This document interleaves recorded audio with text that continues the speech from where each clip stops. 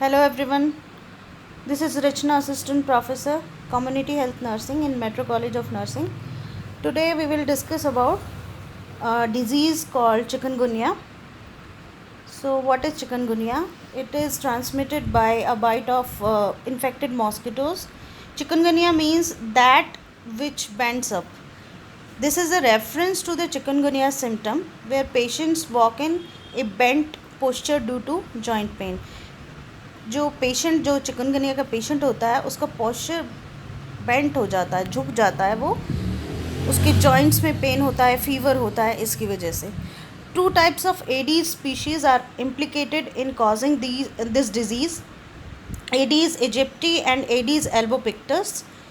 Aedes aegypti is the primary transmission agent of chikungunya virus in Indian subcontinent, and it bites during daytime and breed in stored water. Stored water may be clean or dirty. The epidemiology: chikungunya was described in Tanzania, Africa in 1952. An outbreak of chikungunya was discovered in Port Klang in Malaysia in 1999, affecting 27 people. First reported in India in 1963, and it had returned after a 3 decades dormancy, and 121 districts across 7 states were affected by it, with a total of 9,74,541 suspected cases. In 2006, there was a big outbreak in the Andhra Pradesh state of India. Nearly 2 lakh people were affected by this disease in the districts of Praksham and Nellore in this state in AP. So this is the epidemiological triad. You all know there is a vector, there is a agent, host and environment.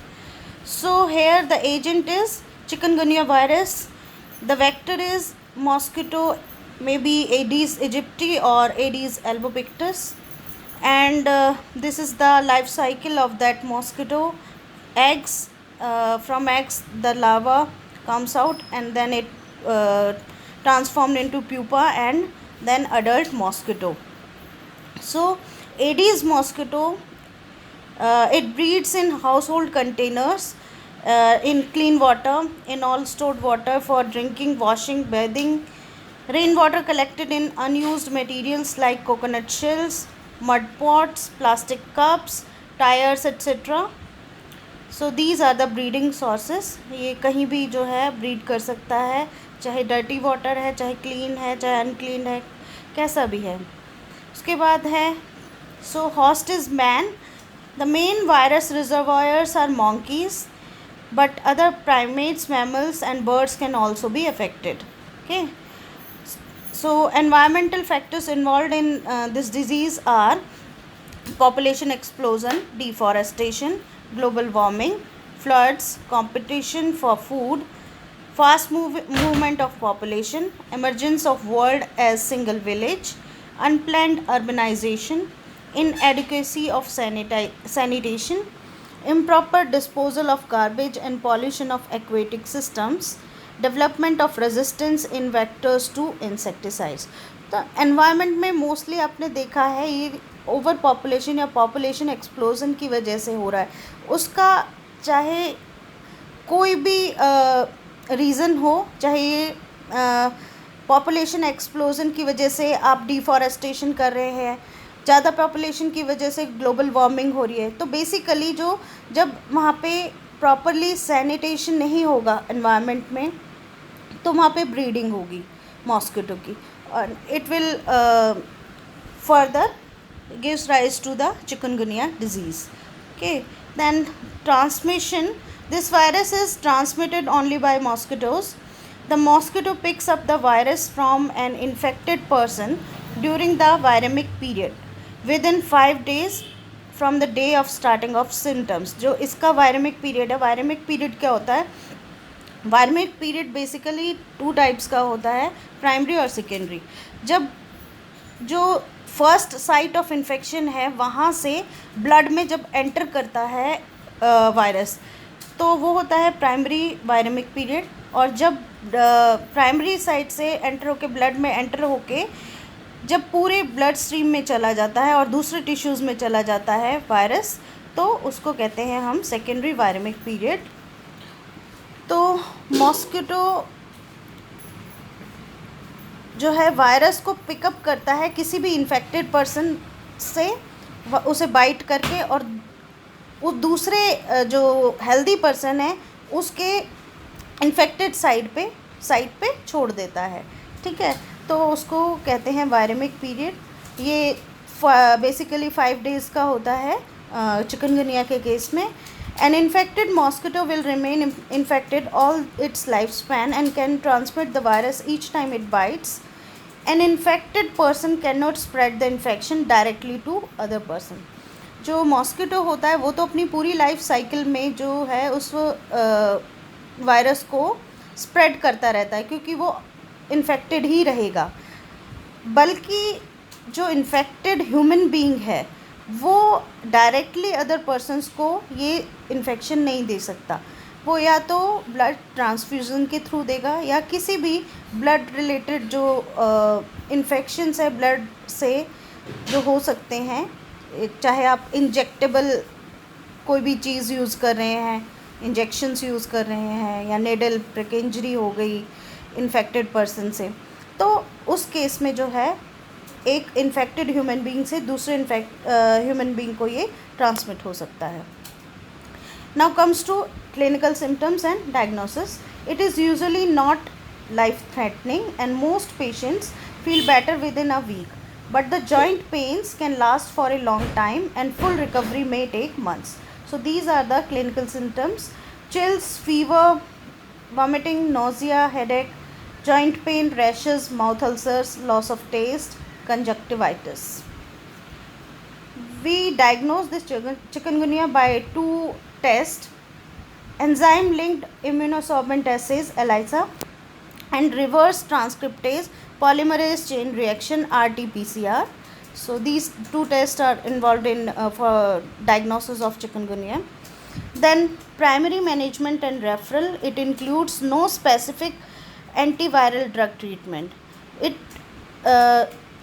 The symptoms are relieved automatically on their own, including joint pain, using antipyretics, optimal analgesics and fluids. You can give them antipyretics, analgesics and fluids.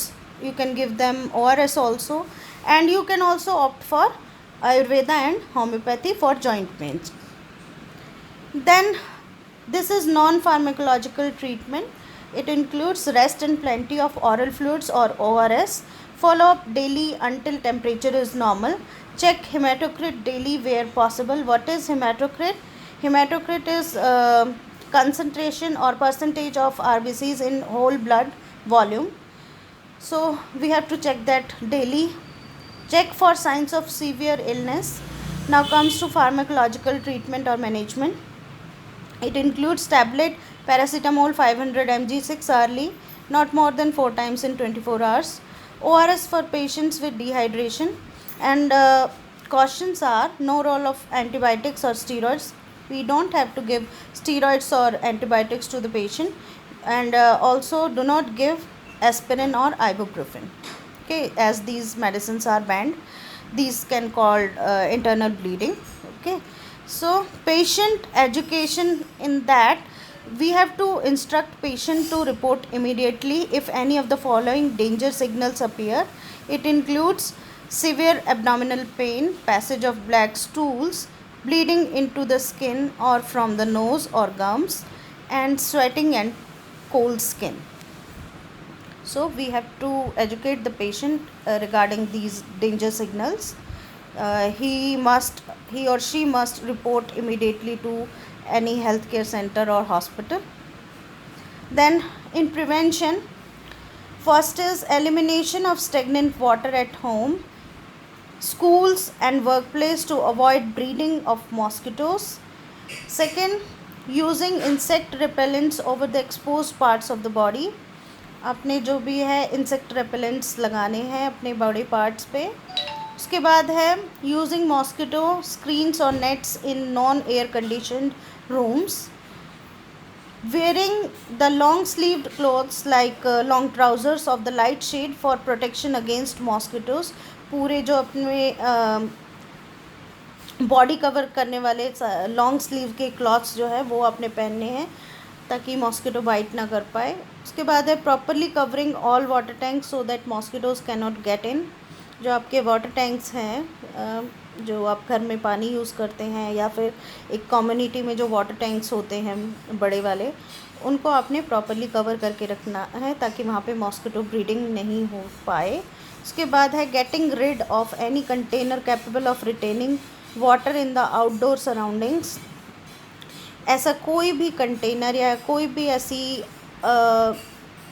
Not unused items जो कि outdoor surroundings में पड़े हुए हैं, ठीक है, waste products जो पड़े हुए हैं उनमें उनको हटा देना है वहाँ से, क्योंकि जब बारिश आती है तो वहाँ पे पानी भर जाएगा और that will be the source of mosquito breeding. तो यूज टायर्स हो गए, फूड कैंस हो गई, गार्बेज हो गया, सॉसर्स एंड फ्लावर पॉट्स हो गए, ये सारी चीज़ें आपने बाहर आउटडोर्स में नहीं छोड़नी है. Then renew water in flower vases at least once a week. जो आपके घर में जो फ्लावर वेसेस हैं उनके पानी को बदलते रहना है हर हफ्ते में एक बार. ऑल्सो जो आपके कूलर हैं, पानी जो जिनमें भर के रखते हो, तो वो पानी को भी आपने बार बार चेंज करते रहना है, कूलर को साफ़ करते रहना है, ठीक है. Then how to control chikungunya. Aedes species of mosquito is the main target of control. आप जब एडीज़ मॉस्किटो को कंट्रोल कर लेंगे तो आप चिकनगुनिया को भी कंट्रोल कर लेंगे, क्योंकि उसी की वजह से ट्रांसमिशन होता है. Then source reduction of breeding sites of mosquitoes requires community involvement to keep the water storage containers free of mosquito breeding. आपने community involvement करनी है ताकि वो अपने आसपास सफाई रखें, किसी भी तरह के कोई भी वाटर स्टोरेज कंटेनर बाहर सराउंडिंग्स में ना हो या उनके घर के आसपास नहीं हो. Eliminate other breeding places in and around houses. जो आपके घर के आसपास कोई भी ऐसे मॉस्किटो ब्रीडिंग प्लेसेस हैं उसको ख़त्म करना है, ठीक है. Biological control. How you can do the biological control. आप जो मॉस्किटो की स्पीशीज़ है एडीज़, उसको ही ख़त्म कर दोगे. कैसे ख़त्म करोगे कि कुछ ऐसी लार्विवोरस फिश होती हैं, ठीक है, जो एग्स जो है इनके खा जाती हैं मॉस्किटोज़ के. तो हम उनको जो भी आसपास हमारे वाटर टैंक्स हैं या वाटर सोर्सेज हैं वहाँ पे हम लार्विवोरस फ़िश जो है ला के रख देंगे उसमें. तो ये होती है लार्विवोरस फ़िश के दो नाम दिए हुए हैं, gambusia and guppy, in water tanks and other water resources. उनको हम उनमें डाल देंगे, इससे हम कंट्रोल कर सकते हैं. Then anti mosquito measures. Anti mosquito measures में आते हैं द ऑर्गेनोफॉस्फोरस इंसेक्टिसाइड्स एबेट, ठीक है. ये हम यूज़ कर सकते हैं जिससे कि मच्छर मारने के लिए ये काम आता है. Abate can prevent breeding up to 3 months when applied to sand granules, ठीक है. It does not affect man और टेस्ट ऑफ वाटर, ठीक है. जो आपके जो बड़े वाटर सोर्सेज हैं, पॉन्ड्स वगैरह हो गए, आपके तालाब हो गए, रिवर हो गई, आसपास हैं जो, उनमें जो है आप ये अप्लाई कर सकते हैं Abate, organophosphorus insecticide. Then thermo fogging. ULV treatments 10 days apart has shown to reduce mosquito densities more than 98%. जो अल्ट्रावायलेट जो ट्रीटमेंट्स हैं उनको आप 10 दिन जो है 10 दिन के बाद जो है मॉस्किटो डेंसिटी से 98% तक कम हो जाती है. तो आप अल्ट्रावायलेट ट्रीटमेंट्स भी दे सकते हैं थर्मोफॉगिंग में. Then aerosol spray of ultra low volume of malathion और sumithion 250 ml hectare is effective in interrupting transmission and stopping epidemics, ठीक है. ये आप दो तरह के ultra low volume aerosol spray है, मेलाथियन और सुमिथियन. ये आप 250 ml पर हेक्टेयर यूज़ कर सकते हैं. Then role of community health nurse. First of all, you must educate the community about the disease, mode of its transmission, availability of treatment and adoption of control measures. पहला जो है आपका, लोगों को knowledge जो है इसकी होनी चाहिए कि चिकनगुनिया क्या होता है, इसका मोड ऑफ ट्रांसमिशन क्या है, अवेलेबिलिटी ऑफ ट्रीटमेंट क्या है इसके, और इसको कैसे कंट्रोल किया जा सकता है, ये आप एजुकेट करेंगे कम्युनिटी को. Then changes in practice of storage of water and personal protection should be encouraged. आप जो है स्टोरेज ऑफ वाटर की जो प्रैक्टिस है उसमें चेंजेस लाएंगे, ठीक है, कि ढक के रखना है पानी, वहाँ ब्रीडिंग नहीं होनी चाहिए. उसके बाद पर्सनल प्रोटेक्शन के लिए आप कोई भी इंसेक्टिसाइड्स अप्लाई करेंगे अपनी बॉडी पे, जो मॉस्किटो रिपेलेंट्स होते हैं वो करेंगे अप्लाई. उसके बाद मॉस्किटो नेट्स आप यूज़ कर सकते हैं, ठीक है. Reassure the community that this is a preventable disease. उनको ये एश्योरेंस देंगे कि ये एक प्रिवेंटेबल डिज़ीज़ है, इसको प्रिवेंट किया जा सकता है अगर आप कुछ प्रोटेक्टिव मेजर्स या प्रिवेंटेबल मेजर्स आप यूज़ करें तो इट कैन बी प्रिवेंटेड. उसके बाद है community should be advise to cooperate in fogging. Community को ये एडवाइस करना है कि वो जब भी कोई गवर्नमेंट जो या कोई एनजीओ फॉगिंग कर रही है मॉस्किटो जो है एलिमिनेशन के लिए, तो वो आपको उसमें कॉपरेट करना है. उसके बाद take measures for eliminating breeding places. जितने भी मॉस्किटो ब्रीडिंग प्लेसेस हैं उनको एलिमिनेट करना है. स्पेशल कैंपेन्स में be carried out involving mass media including local newspaper और magazines, radio, TV and other social media platforms, as well as outdoor publicity like hoardings, miking, drum beatings, rallies, नुक्कड़ नाटक etcetera. Special campaign आपने जो है mass media के through, ताकि लोगों को ये इन्फॉर्मेशन मिले कि चिकनगुनिया क्या होता है, कैसे ट्रांसमिट होता है, कैसे रोका जा सकता है, ठीक है, और इसकी जो ट्रीटमेंट है वो कैसे होता है. तो ये कैसे पब्लिसिटी करोगे? मास मीडिया के थ्रू, ठीक है. उसमें लोकल न्यूज़पेपर आ गया, मैगजीन्स होगी, रेडियो हो गया, टीवी हो गया, डिफरेंट सोशल मीडिया प्लेटफॉर्म्स हैं आजकल, उसके थ्रू. उसके बाद आप होर्डिंग्स पे भी लगा सकते हैं, बड़े बड़े होर्डिंग्स लगा सकते हैं, माइक से अनाउंसमेंट की जा सकती है, ड्रम बीटिंग, रैलीज, नुक्कड़ नाटक, ठीक है. उसके बाद health education material should be developed and widely disseminated in the form of posters और पैम्फलेट्स. आप जो है हेल्थ एजुकेशन मटेरियल जो है वो बना सकते हो और लोगों में बांट सकते हो in the form of posters और pamphlets. Then interpersonal communication through group meetings, traditional और folk media particularly must be optimally used, ठीक है. इंटरपर्सनल कम्युनिकेशन आप जो है कम्युनिटी के लोगों से कर सकते हो, ग्रुप मीटिंग करा सकते हो उनकी, ठीक है. आप गांव में जाओगे, उनके साथ बैठोगे, एक पंचायत के लोगों से पहले बात करोगे, उसके बाद पूरे गांव के लोगों के सामने जो है एक ग्रुप मीटिंग करोगे, या कुछ पंचायत के मेंबर्स के साथ ग्रुप मीटिंग करोगे, फिर वो पंचायत के मेंबर्स को आप इन्फॉर्मेशन दोगे, वो फर्दर पूरे गांव में जो है इसकी चिकनगुनिया के बारे में जो है एडवर्टाइजमेंट करेंगे, उनको नॉलेज जो है फर्दर बाकी लोगों तक पहुंचाएंगे. सो ट्रेडिशनल या फोक मीडिया आप यूज़ कर सकते हो इसके लिए. वहाँ ट्रेडिशनली अगर कोई कुछ इस तरह का फोक मीडिया है, भाई ढोल नगाड़े बजा के कुछ जैसे अनाउंसमेंट्स होती हैं गली गली में जाके, तो इस तरह भी के जो आप कम्युनिकेशन चैनल आप यूज़ कर सकते हैं. So thank you so much. This is all about chikungunya. If any query, you can ask me anytime. Thank you.